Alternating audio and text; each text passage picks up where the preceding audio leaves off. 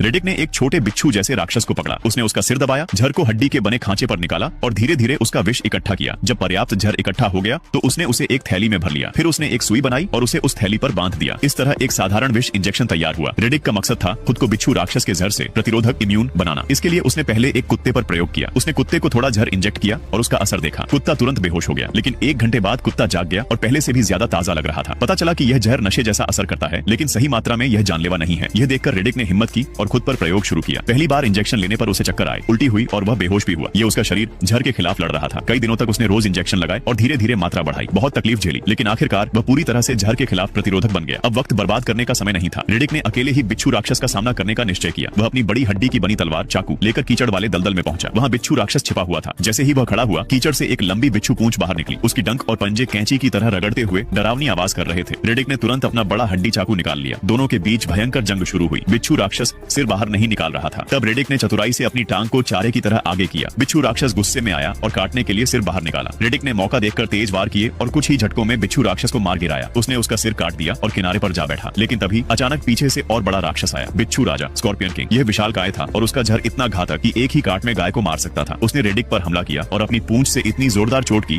कि रेडिक 2 मील दूर जा गिरा। इस बीच छोटे छोटे बिच्छू भी झुंड में आ गए और रेडिक के कुत्ते पर टूट पड़े। कुत्ता लगभग मरने ही वाला था, लेकिन रेडिक ने झटपट उसे बचाया। उसने एक हाथ से कुत्ते को उठाया और दूसरे हाथ से बड़ी तलवार चलाकर बिच्छू राजा पर सीधा वार किया। उसने बिजली की गति से जाकर बिच्छू राजा का पेट फाड़ डाला। बिच्छू राजा दर्द से तड़पते हुए पीछे हट गया। उसकी आंतें बाहर गिर गईं और हैरानी की बात यह कि वह अपनी ही आंतें खाने लगा। ये देखकर रेडिक घृणा से भर गया और तुरंत अपने कुत्ते के साथ वहां से भाग निकला। रेडिक और उसका कुत्ता जंगल में निकल गए। आधे साल तक दोनों ने जंगल में अच्छी तरह जीवन बिताया। अब उनका जीवन स्थिर हो गया था। कुत्ता भी बड़ा और ताकतवर हो गया था। एक दिन कुत्ता बहुत उत्साहित होकर कुछ उठा लाया। रेडिक ने उसे जबरदस्ती छीनकर देखा तो वह एक गेंद थी। इसका मतलब था कि आसपास इंसानों के निशान हैं। रेडिक ने तलाश शुरू की और आगे जाकर एक छोड़ा हुआ इंसानी बेस आधार पाया। ये बेस असल में बाउंटी हंटर्स का अस्थायी ठिकाना था। वहां नए नए जाल और औजार पड़े थे, लेकिन कोई कीमती चीज नहीं मिली। केवल कुछ फौजी राशन मिले जो काफी समय से खराब हो चुके थे। रेडिक ने उन्हें कुत्ते को देने की कोशिश की, लेकिन कुत्ते ने गुस्से में पेशाब करके विरोध किया। रेडिक ने मजबूरी में अपना आधा साल पुराना बेकन काटकर कुत्ते को खिलाया। तभी अचानक आसमान अंधेरा हो गया। काले बादल तेजी से आने लगे। रेडिक ने सोचा ये सामान्य बारिश है, लेकिन कुत्ता बहुत घबराया हुआ था। ध्यान से देखने पर रेडिक को समझ आया कि यह साधारण बारिश नहीं है। इस ग्रह पर बारिश का मतलब है बिच्छू राक्षसों का जमीन से बाहर निकलना। वे बारिश में तेजी से फैलते और सब नष्ट कर देते। रेडिक ने तय किया कि अब यह ग्रह रहने लायक नहीं है, उसे यहाँ से निकलना ही होगा। उसने वापस बेस जाकर स्कैनर चालू किया ताकि बाउंटी हंटर्स उसका पता लगा सके। रेडिक ब्रह्मांड का सबसे बड़ा वांछित अपराधी था और उसे पकड़ने पर दुगुना इनाम मिलता था। जल्द ही एक स्पेसशिप आ पहुंचा। बाउंटी हंटर्स ने बेस की तलाशी ली, लेकिन रेडिक पहले ही भाग निकला था। और मजे की बात यह कि वह बाहर खड़ा होकर उन्हें छेड़ रहा था और अफवाह फैला रहा था। अब मामला और भी खतरनाक होने वाला था।